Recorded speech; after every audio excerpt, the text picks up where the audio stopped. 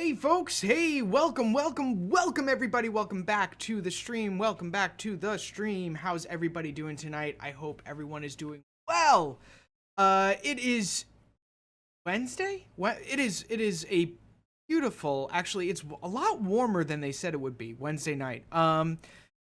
It's a little chilly here in New York, but it's a very nice evening tonight. I hope everybody is doing well. Tonight is kind of a dark night because we need to talk. We need to talk. There's something that's been bothering me the past couple weeks. Some news has come out that has just been absolutely horrifying.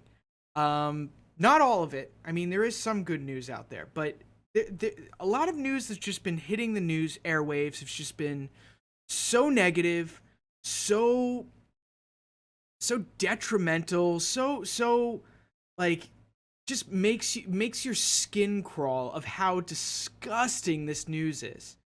And for those of you, I mean, it's affecting everyone. It's affecting people here in the States. It's affecting people around the world. It is something that is absolutely so major it's just, we need to talk about this because now we're not playing games. Now that's it. The gloves are off. We're going to discuss this and it's going to hurt. There's going to be some harsh realities that are said tonight and I can't hold my tongue anymore. I absolutely cannot hold my tongue anymore. That is it. Gloves are off. You're about to get like smacked in the face with all of this terrible, horrible situational news going on out there. All right? And that is the state of decay of the DCEU, or as I'd like to call it tonight, the DCEU. That's right. I'm not talking about the popular stuff in the news, like, the president and stuff. People care, and it's something to care about, but this is what's really affecting us here at the New Nerd in Town. The DCEU is pretty much nosediving their entire portfolio for what seems to be no apparent reason. Now, from what I can tell, all they really want to do is just make a buttload of money. They don't care if people like what they come out with, or people respect what they come out with, or maybe they do. But it seems as if they don't. All they care about is getting people's butts in the seat and just seeing dollar signs run across run across their screens. Now, for an newly avid comic book moviegoer and a nerd all around, that hurts. Yes, take my money. The famous Fry meme from Futurama of "please take my money" or "take my money, please" is definitely something that I take pride in. Anytime a Marvel movie comes out, I have to go see it. I don't even know what it's about, but I just have to go see it. Anytime a Star Wars movie comes out, I have to see it. I have to see it opening night or midnight before. I have to see that Star Wars movie. DC, the same thing. I just have to see that movie. Whether it's one character I want to see or the entire premise I want to see, I, for some reason, have to see their movies. However, all of what they're doing is not right, and that starts with the fact that they started so far behind Marvel that they're playing catch up and now they're running over themselves. There are too many cooks in the kitchen. There are too many writers at the table. There are too many architects designing the same building. How many more of these examples and fun little limericks can I come up with to tell you that DC is stepping on its own foot? Oh, there's another one. The news that I'd love to discuss, and Eric the Great, it's always great to have you in here. Thank you so much for coming in. I know Crew Camp's not here, and I hope to fill their void of not playing board games but discussing nerd stuff. Two of the big articles of news that came out just within the past 5 days alone have to deal with two movies that are not even coming out in 2017. They're slated to come out in 2018 and 2019, or 2018, 2019. Um, anyway, those. So they're in their very early stages of development. However, one of these movies has been marred with problems from the get-go, and that's The Flash with Ezra Miller. Ezra Miller is playing Barry Allen. I've already said my piece about that. Although in the Justice League trailer, he looks funny, he looks cool. It looks like it's going to be a good fit. His standalone movie, which will be coming out after the group movie of Justice League, is just floundering. I mean, they've casted a lot of the major characters, such as Barry Allen, Iris West, Joe West, or Wally West or Kevin West or something like another West has been casted. So the cast is there. However, there is no director. In fact, the director Rick Famuyiwa left over creative differences between WB, Warner Brothers, and him, and he was the one who wrote the script. And now we just found out that his script is getting a page one rewrite. Now, for those of you who don't really know a lot about the movie industry, or haven't Googled it by the time I get to the actual definition, as I had to, because I'm not too familiar with it, but now I am, a page one rewrite is basically, we love the characters, we love the casting and all that kind of stuff. We just hate everything else, and we're rewriting the entire script. So, luckily, the script is being rewritten by someone who kind of knows what they're doing, but maybe not. It's I think it was like Tom something. I should have written his name down, but I didn't. However, the script that was originally written by the embattled director of Rick Famuyiwa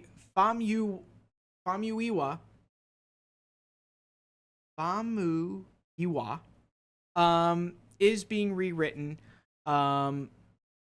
completely.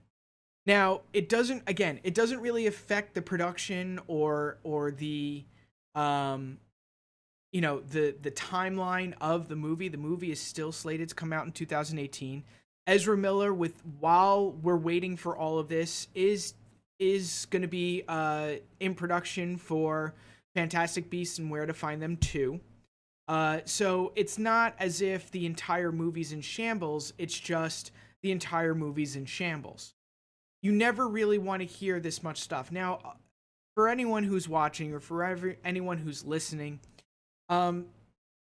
it's not necessarily... I'm not one to really get all up in arms when something like this happens. I'm not one to sit there and go, "Oh no, the movie is doomed," if there's reports of reshoots and rewrites and this and that and this and that. It's all a product of how a movie is made. Movies have shoots, they need reshoots, whether it's one shot, a whole scene, a whole, act, anything. All movies go through reshoots of all sorts of proportions. Large, small, they go through rewrites of all sorts of proportions. It is the way of how movies are made. Yet, the reason why this is considered more significant is because news like this has happened throughout every single one of the DCEU movie releases to date. That being said, Batman v Superman, Suicide Squad have both gone through significant reshoots and significant rewrites that now, since the movies have been released, they got terrible reviews. The rewatchability of them, unless you're an absolute die-hard fan, is very slim. The movies are not doing well. Even the director, David Ayer, who directed Suicide Squad, who this whole entire time, prior to when Suicide Squad was being released, and as Suicide Squad was released, to that moment, stuck to his guns and said, this was the movie I wanted to release. Now that the movie's been released, the movie is now on Blu-ray, digital HD. There's now a special edition where they include some of those extra scenes of the Joker that we all really wanted to see. However, it wasn't in it because it didn't progress the present part of the movie. Now those scenes are in the movie, and now he's sitting there and saying, you know what? I really should have made the Joker my main villain in that movie. Yeah, shoulda, coulda, woulda. That's all I gotta say to you. Don't stick to your guns. Don't sit there and tell us that the movie is the one that you wanted to release and then come out 3-4 months later after the movie's been released and an extended version had to be released because the scenes that people wanted to see and the character that the people wanted to see and that was like standing next to your two top people as your promotional material is only in the movie for upwards of 15 minutes altogether. You want them to be your main villain and not the woman who was practicing doing hula dancing the entire movie, who had probably an incestual relationship with her brother the entire time. That's not the person you wanted to be your main villain. I think that was the point that you're trying to get across the entire time. Not, this is the movie I wanted to release. Because now, we as the viewers are sitting there and thinking things like exactly what Eric the Great said. It seems most film critics and online film people have better ideas for these DC movies than the studio execs do. And that is exactly what's going on. Now, do I have better ideas for all these movies? Do I have better ideas or better suggestions as to how they could have gone from point A to point B in these movies? Most likely, yes. But so does the next person, and so does the other person, or so does someone who has read the comics back and forth, upwards and downwards, inside and out, upside down for whatever reason they want to read it, backwards and forwards. Why not? That person probably knows the movies better than the executives who are putting them out.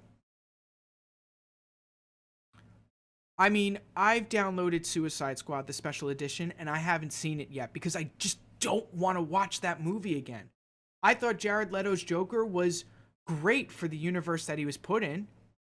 I thought he was a breath of fresh air after the unfortunate passing of Heath Ledger and the fact that we only would get to see one movie as Heath Ledger's Joker in the Dark Knight series, that we couldn't get to see him again in The Dark Knight Rises. That was an unfortunate event. Jared Leto, who is known to be a method actor of getting in, but I just want to see progression. And getting news like The Flash getting a script rewrite so early in production really does not help myself and other viewers really push forward to see what kind of to get that level of comfort that the movies from now on are going to be excellent. Now, another piece of news that we received just yesterday was Ben Affleck. Batfleck himself is stepping down as director of The Batman, which was supposed to be Ben Affleck's movie for this entire series. Now, Ben Affleck is a notable actor. He's been in such movies as Dogma, Jay and Silent Bob Strikes Back, The Talented Mr. Ripley, Argo, Gone Girl, and he's now taken the nosedive, or taken the dive of being part of the DCEU, DC Extended Universe, not the DC Cinematic Universe, which, you know, totally would have made sense, but I guess DCEU is kind of stupid. But who am I to suggest that? He was meant to direct and star in The Batman, and co-write, and produce. The man was wearing a lot of hats. Now, I tweeted out once I heard this news that I applaud him because the character of Bruce Wayne / Batman takes a lot of focus, especially if you want to do it right. Now, when I saw Batman v Superman the first time around, not the extended edition, the first theatrical edition, when I saw that, the only saving grace that I can recall in that movie was Ben Affleck's Batman and Bruce Wayne. He plays those characters so well and can differentiate between Bruce Wayne and Batman so well. And in seeing him do this character, I sat there and said, you know what? Justice League will look good. The Batman will be very good. And now that he's and the fact that he was directing it and starring in it, oh my god. Oh my god, that was going to be amazing. But at the same time, the amount of focus and the amount of effort he needed to probably put in to be Bruce Wayne and Batman is is something he's probably never had to think about before, or push forward and actually put himself through, because not only was he just playing another actor in a movie, but he was he was portraying such a well-known character, and a well-beloved character for decades. Like, how, if he were to screw this up, that's it. There would be no other chance for him to relive being Batman and Bruce Wayne again.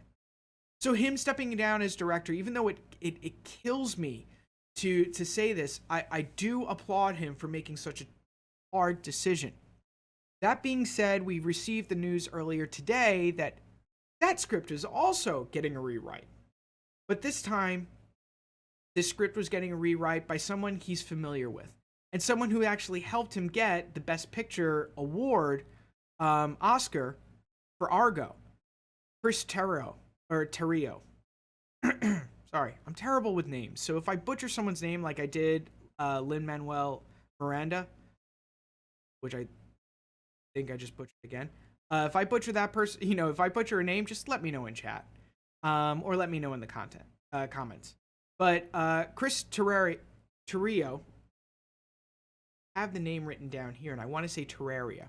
Chris Terrio was one of the co-writers for Argo.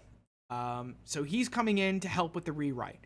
Now, the one problem I see with that is that Ben Affleck was a co-writer with Jeff Johns, who's the head of DCEU, and is very, very familiar with Batman. He's been writing the Batman comics as of late. So now you have two people writing it. Now you're bringing a third person into it. You're starting to get into the whole too many cooks in the kitchen thing. There's way too many people getting into this, and I 100% agree with you, Eric, that when I heard, and when a lot of people heard that Ben Affleck was going to be Bruce Wayne / Batman, they sat there and were like, no, he can't do it. He can't do it. But then I don't know if you saw this movie, Eric, but if you saw Gone Girl, he was stupidly fantastic in that movie. In the fact that he the one flaw that Ben Affleck really does have as a character, as an actor, is the fact that he really can't bring emotion to a character. His emotions are kind of like, they're not right there. However, hey, Sea Otter, okay.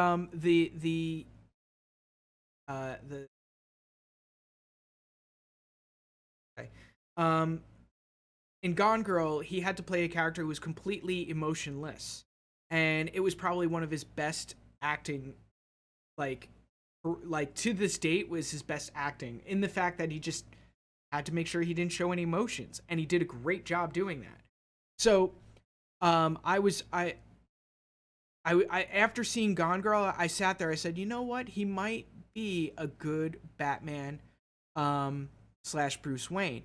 And then, of course, yes, Zack Snyder did bring in Kevin Smith to help with all the Batman scenes and the Batman-esque of the film. And Kevin Smith is the epitome of Batman and comic book people.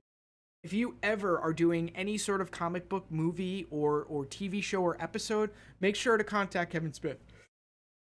Not only will he most likely want to help you, he'll be dying to help you with it, because he's that big of a comic book / Star Wars fan. Like, he's been directing a lot of episodes of stuff in the Arrowverse. Arrow, Supergirl, The Flash. I don't know if he's done Legends of Tomorrow yet, but anytime they call him, he's like more excited to do it than they are of having him on. It's ridiculous how someone who is such a fanboy can direct so many great things, and the episodes are all fantastic. So that's just, a bonus for it. So he was flown in to help out with the Batman sort of, the bruteness and the character, and how the character should be taken in this DCEU universe. So that really helped him out, and I'm sure Ben Affleck will be tapping Kevin Smith again for the Batman later on down the road. So again, the Batman's getting a reshoot, which is, again, they haven't gone into production yet. Now they're going to be looking for another director, but it's very sad to see that he can't do it. However, it's understandable. It's not as if he had creative differences with WB, with Warner Brothers. It's more of the fact that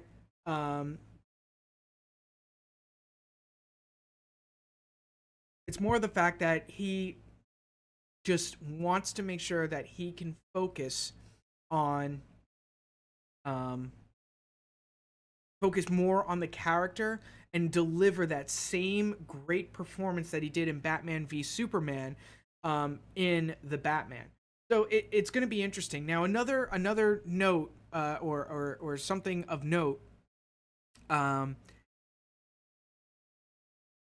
Jared Leto has been posting pictures of the Joker. I don't know if people have noticed that, but he's been posting pictures of the Joker on his Instagram, and then it goes to his Twitter.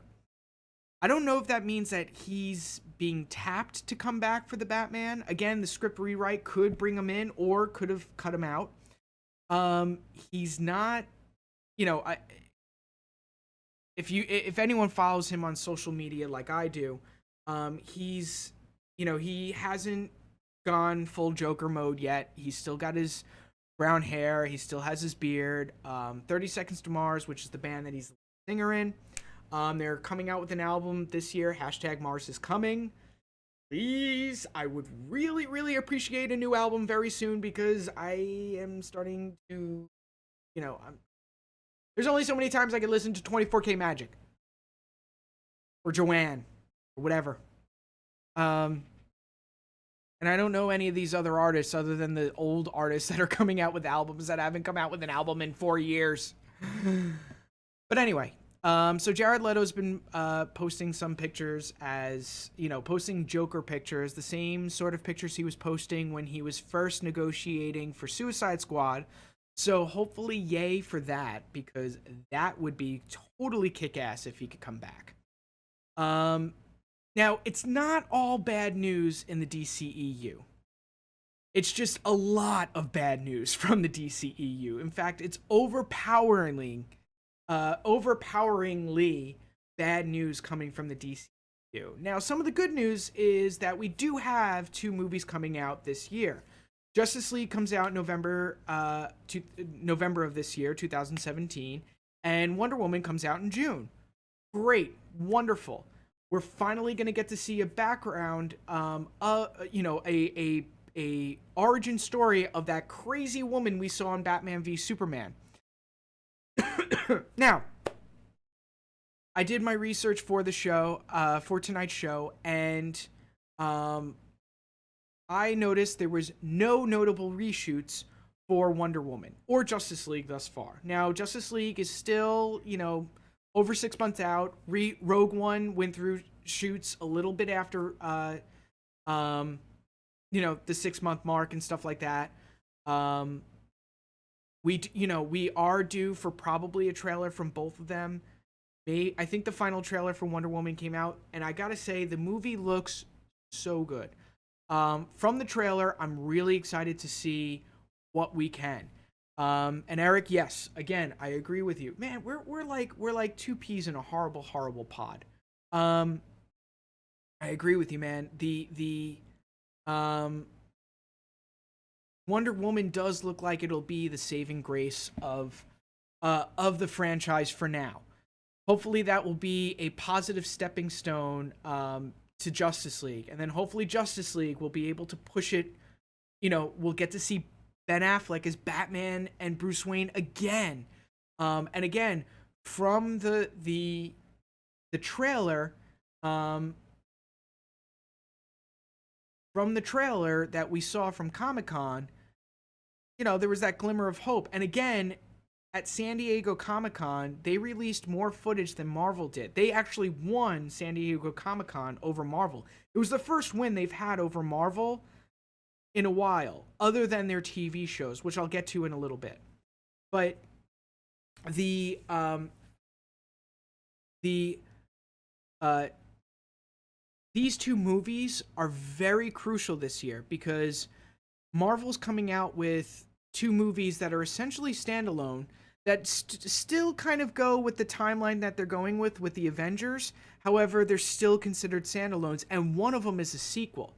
So they could come out on top with the comic book movies. However, Marvel does have Logan in their back pocket, which is just going to destroy, hopefully, other movies because it's rated R, which we saw with Deadpool last year. Rated R comic book films can be successful.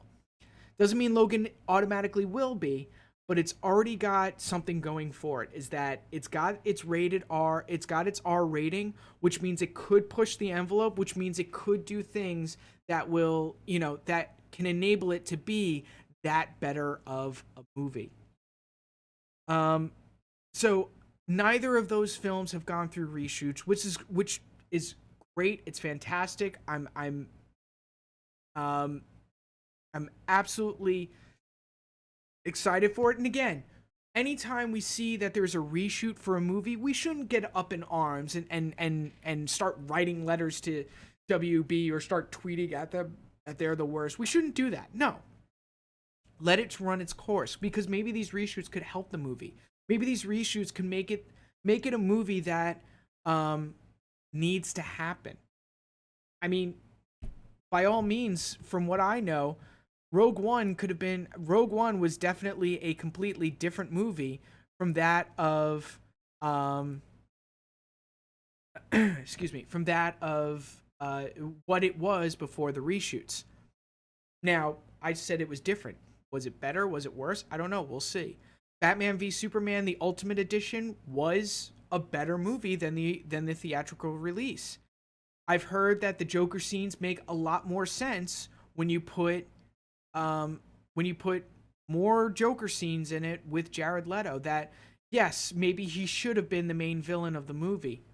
I don't know. I really don't want to watch it anymore.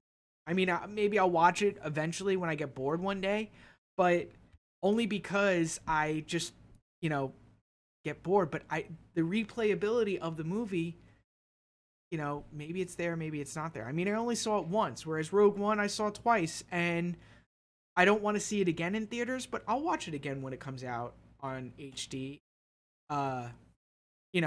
If I ever decide to do a marathon of all 7 movies before, or all 8 movies before episode 8 comes out, because now you can put it in and it fits in the timeline and it's beautiful. So we'll see. I mean, 2017 has to be DC's year, has to be Warner Brothers' year. If not, all these other movies that they have slated from 2018 on are just going to fall flat on their face. Nobody's going to go see them. And their ultimate goal of making as much money off these movies and mooching as much off of viewers like us is just not going to happen. It's just not, because we're going to know this. It's the same old story. Movie comes released, you have a big name actor tied to it, the rewrites happen, the reshoots happen, the directors come out and defend it, and then the directors say, well, I guess I could have done this, or I could have fought more when the production company got involved. You can't let it happen. And to Warner Brothers, you guys can't get involved, or get involved but know when to step back, know when to give the creative people their space to create. When you stop letting a person create, then you've stopped the creative process, and therefore your job of making money just does not happen, and doesn't happen fluidly. It happens painfully. for both the consumer and for the company. And for the company. And you know, you'll fall into the Sony world where you've just pushed out franchise after franchise of reboots and reshoots and revivals and stuff and sequels that don't make sense to what they are, and you know, just like upsetting the consumer so much that you lose money. And therefore your creative team can't go further and make better movies, or make sequels that people want to go see, or make a trilogy or anything like that. You fall into that circle of just, well, we just lost a lot of money because we didn't listen. And you don't have to listen to me. You don't have to listen to the people buying the tickets. You should listen to the people who you are paying to make the movies. That's who you should listen to. Listen to those people. Don't make your decisions based off of just graphs and stuff. I mean, do that whatever you need to do, but you need to put your trust in the people you hire, that you spend your money on, to write and to direct and to produce a movie that they and you can be proud of. And I'm not saying that these movies should be indie movies, that they should be made from the heart. They should be movies that are made from the heart, but make people want to come back. And not just want to come back out of curiosity, like, oh, maybe they won't screw up Wonder Woman that much. Well, what if they do? Then what? You're going to rely on the fact that people are going to sit there like, all right, Wonder Woman was a wash. Let's see what Justice League does. People are going to get tired, especially people nowadays, where we are all diagnosed with ADD. If you know, my Twitter feeds are going crazy, and it's not even with all entertainment news. It's just that's how it is, because that's how fast things are going these days. So DC, you gotta focus. WB, you gotta focus.